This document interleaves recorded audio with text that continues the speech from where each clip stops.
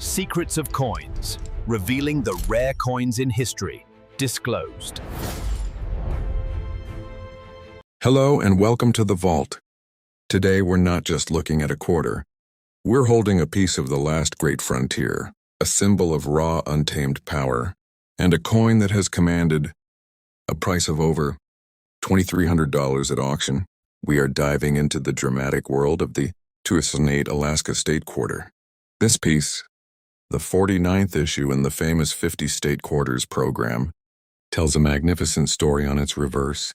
But the real mystery, the real treasure hunt, is found in the details. Your next 25-cent coin could be the one that pays for your next trip to the Great Land. The design itself is a masterpiece of American coinage. Released in August of 2008, this quarter celebrates Alaska, the 49th state, which joined the Union in 1959. The reverse side features the powerful image of a grizzly bear, a symbol of Alaskan strength emerging from a rushing stream, a freshly caught salmon firmly held in its jaws. This image beautifully captures the abundance of wildlife and the delicate, yet brutal balance of nature that defines the state. Look closely, and you'll see the North Star displayed above the inscription, "The Great Land," a reminder that Alaska truly is the northernmost point in the United States.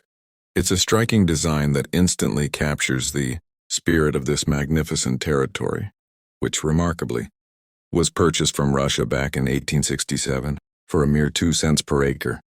What an investment that turned out to be. Now let's turn our attention to the financial reality. Like all coins in this massive series, the U.S. Mint produced hundreds of millions of the 2008 Alaska Quarter. The Denver Mint, marked with a D, struck over 254 million of them. And the Philadelphia Mint, marked with a P, produced over 251 million. When you have coins minted in such high numbers, the everyday circulated ones, the ones you find in your car's cup holder or get in change, are worth only their face. Value 25 cents. This is where most people stop looking. They assume since millions exist, none can be valuable. That, my friends, is where they are wrong. The difference between a 25-cent coin and a $1,000 coin is all about condition. In the world of collecting, we use a grading scale from 1 to 70. Since this coin is modern, only the absolute top grades matter. A coin pulled fresh from a bankroll, what we call uncirculated, might fetch a small premium of $1 to $3. But for the value to really soar, we need a flawless specimen. We need the mythical high grades. The ultimate prize for a regular business strike coin from the Denver Mint, the 2008 Alaska Quarter, is a grade of MS69. This designation means the coin is virtually perfect, with no visible flaws even under 5 times magnification. To achieve this grade, the coin must have been handled with extreme care from the very moment it left the coining press. The highest recorded sale for a regular 2008 Alaska Quarter, a coin just like the one that could be in your pocket right now, reached a staggering 2,350s at auction. Yes, over $2,000 for a quarter. This shows that when you are searching your change, you are hunting for an absolute perfection, a true top pop coin that very few collectors will ever own.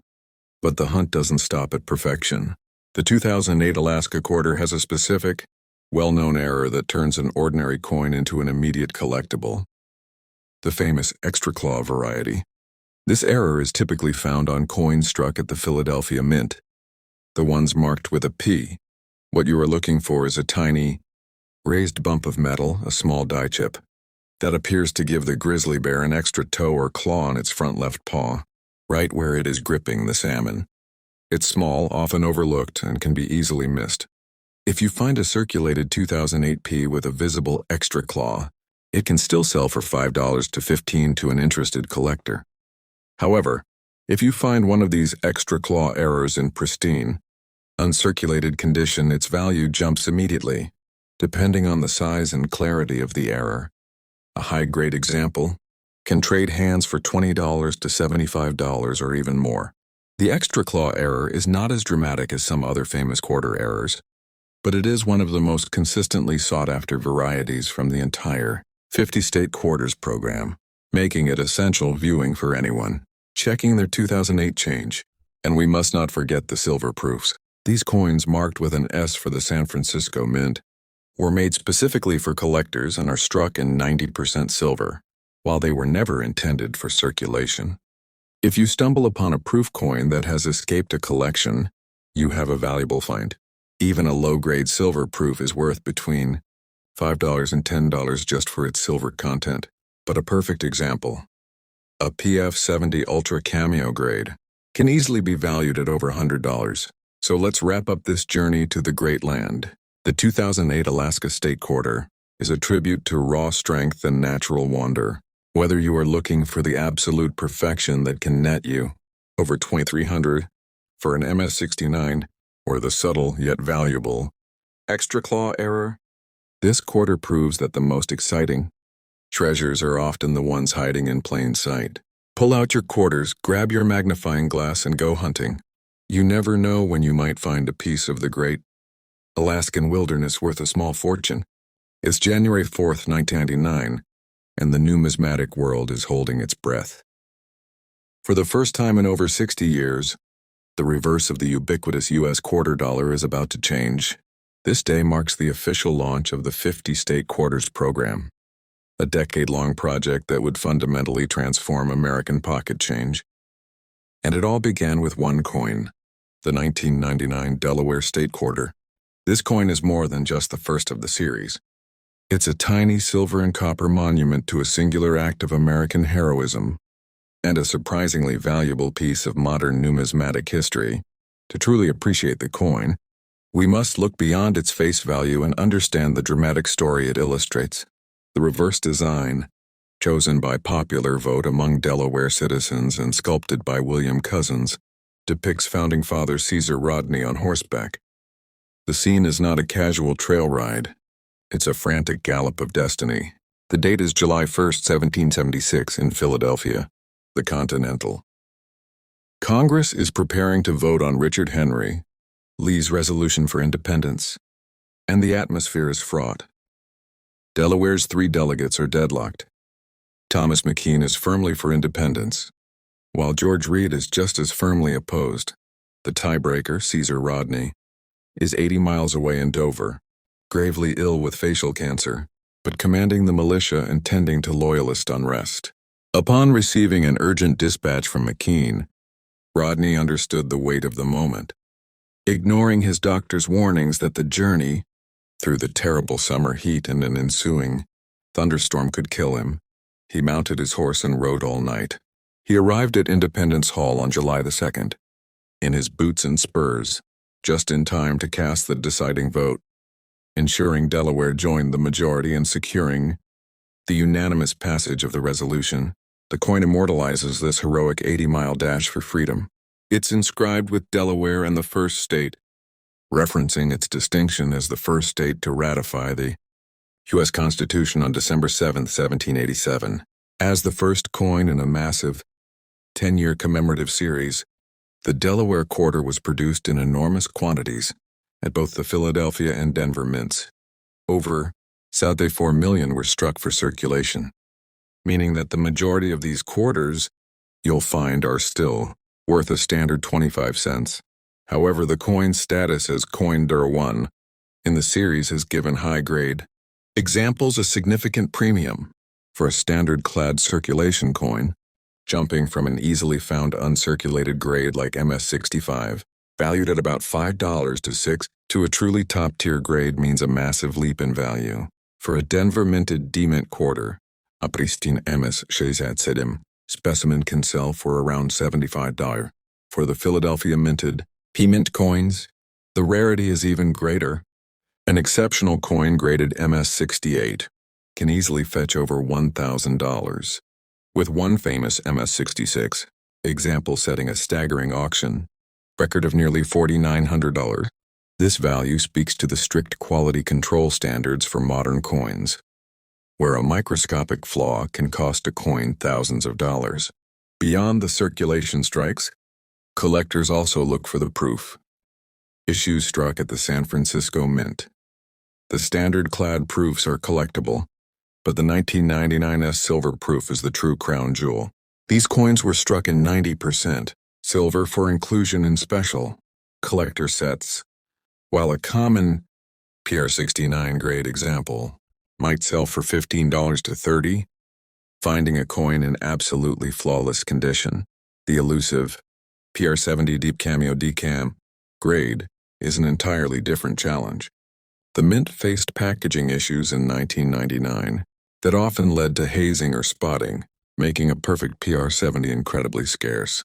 The resulting demand drove one perfect specimen to an incredible auction record of $17.250 in 2007. This makes the Delaware silver proof one of the most valuable modern U.S. coins, a true testament to the scarcity of perfection. But you don't need to pay thousands of dollars to find a valuable Delaware Quarter. Perhaps the most famous and accessible variety of the entire State Quarter series is the spitting horse error. This error is the result of a subtle die crack that occurred on one of the circulating dies at the Philadelphia Mint.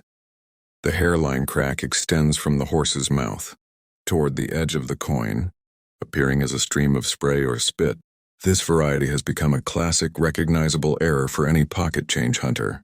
Depending on the strength and visibility of the die crack, a circulated spitting horse quarter will typically sell for $5 to $20. Finding an uncirculated example of this error can push the value to $100 or more, proving that even a simple manufacturing defect can carry a significant premium when a coin is the first of its kind. Whether you are moved by the dramatic history of Caesar Rodney's midnight ride, or the thrill of finding a nearly perfect coin or a famous flaw, the 1999 Delaware State Quarter remains one of the most exciting and significant pieces of modern American coinage. Keep your eyes on your change. You might just find a piece of numismatic history waiting to be discovered. The 2007 Wyoming State Quarter is a fascinating coin, not just for its enduring symbol of the American West, but also because it represents the 44th coin released in the highly successful 50 State Quarters program, and the fourth issue of the year 2007. It honors the state admitted to the Union on July 10, 1890, and proudly bears a nickname that speaks volumes about its progressive history.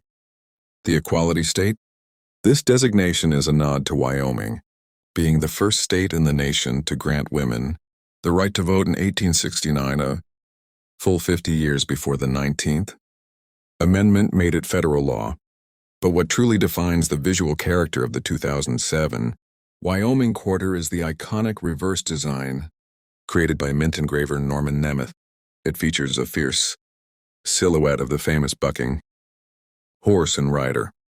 This isn't just a generic image of a cowboy. It is a legally protected and universally recognized trademark of the state of Wyoming, adopted back in 1936 for its license plates. The image itself has a history that stretches back to World War I, where it was used as an insignia by the Wyoming National Guard to represent home and state pride while serving overseas. For many, the horse represented in the design is the legendary bucking bronco named Steamboat. Known as the horse that couldn't be ridden, Steamboat was a star of the rodeo circuit in the early 1900s, and his dramatic, high-kicking posture is clearly the inspiration for the coin's design, which perfectly captures the raw, untamed spirit of the open range and the state's Wild West heritage. The inscriptions on the reverse read Wyoming, 1890, the Equality State, and the year 2007. From a numismatic perspective, the 2007 Wyoming Quarter had a combined total mintage of 564.4 million coins struck for circulation. The Denver Mint, symbolized by the D Mint mark, was the heavier producer with approximately 328 million coins, while the Philadelphia Mint, marked with a P, produced about 243.6 million. Like most state quarters, a standard circulated example is worth face value, but the real interest lies in the top tier, uncirculated grades, and the surprising number of varieties and errors that were released into the wild. For collectors who seek perfect preservation, the auction values for high-grade specimens are substantial. A business strike quarter from either the Denver or Philadelphia Mint to reach the coveted grade of MS-67 would command a price of $50 to $75. The few known examples in even higher grades, such as MS-68, have commanded hundreds of dollars, demonstrating the difficulty of finding a modern-clad coin with a completely flawless strike and surface. The San Francisco Mint also produced proof examples of the 2007 Wyoming Quarter. These were released in two varieties, the standard clad proof and the highly collectible 90% silver proof. Both carry the S Mint mark. While a typical clad proof in PR69 condition might retail for a few dollars, it's the perfection of the silver proof in the grade of PR70, deep cameo, that fetches a premium. A truly perfect coin of this type can often sell for hundreds of dollars, though they do not reach the record highs of some of the earlier state quarters, mainly because the Mint had resolved some of its initial production and packaging quality issues by 2007. However, the real excitement for the casual collector or pocket change hunter comes from the errors. The 2007 Wyoming Quarter has its own distinct set of collectible varieties. One of the more frequently sought-after varieties is a double die reverse error, specifically observed on some P-Mint coins.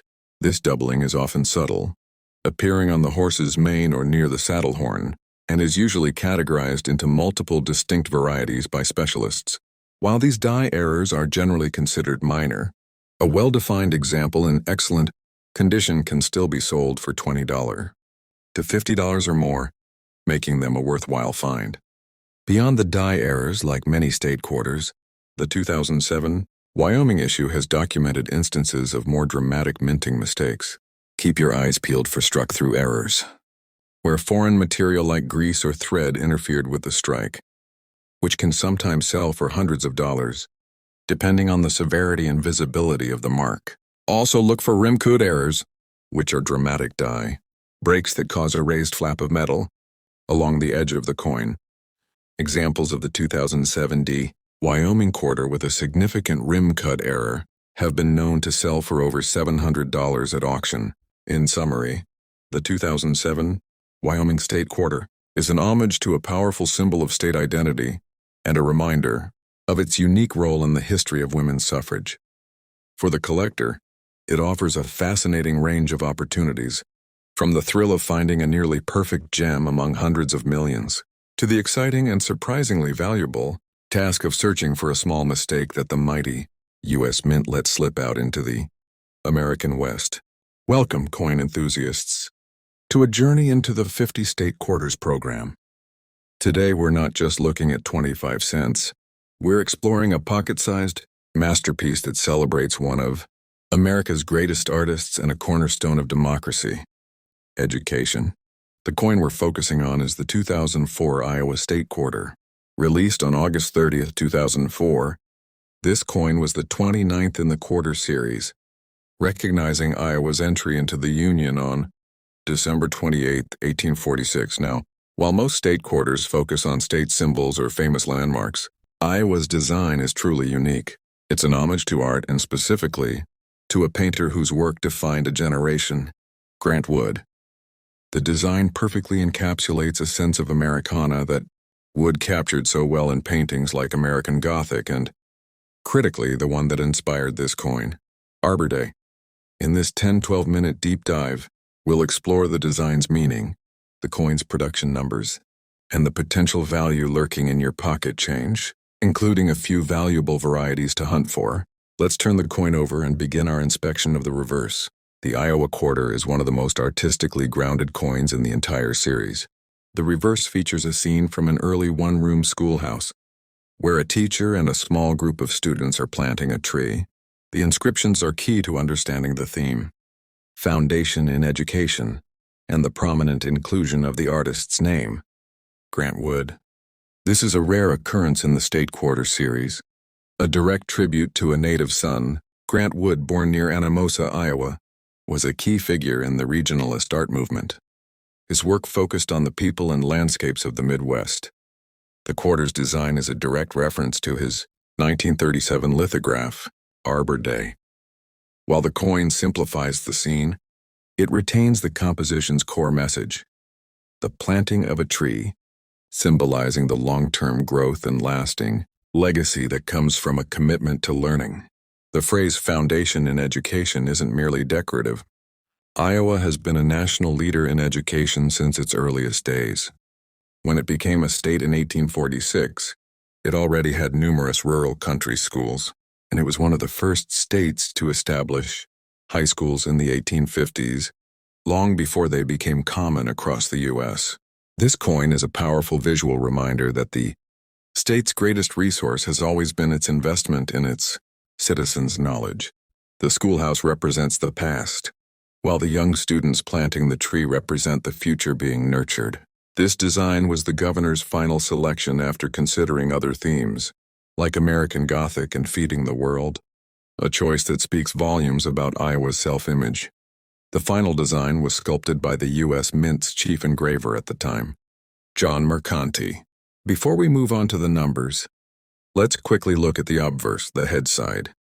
It features the familiar portrait of George Washington, a design slightly modified by William Cousins to accommodate the new state quarter inscriptions, the date 2004, and the mint mark, a P for Philadelphia, D for Denver, or S for San Francisco, are crucial for determining the coin's scarcity and value. To understand a coin's potential value, you must know its mintage figures, how many were made. The 2004 Iowa quarter was struck at 3 U.S. mint facilities: Philadelphia P, which struck 213.8 million circulating coins, and Denver D, which struck $251.4 million. The San Francisco Mint struck proof versions S for collectors, including the standard clad proof and the higher-end 90% silver proof. With a combined total of over 465 million circulating coins, the Iowa quarter is common. Therefore, its value as a typical circulated coin is simply 25 cents. However, the real value lies in the condition and in the errors. A coin's value skyrockets when its condition approaches perfection. This is why collectors look for high-grade certified examples. While a typical uncirculated MS-60 coin is only worth $1 or $2, a certified, nearly flawless MS-67 coin can often sell for $20 to $50 or more, depending on demand and certification service.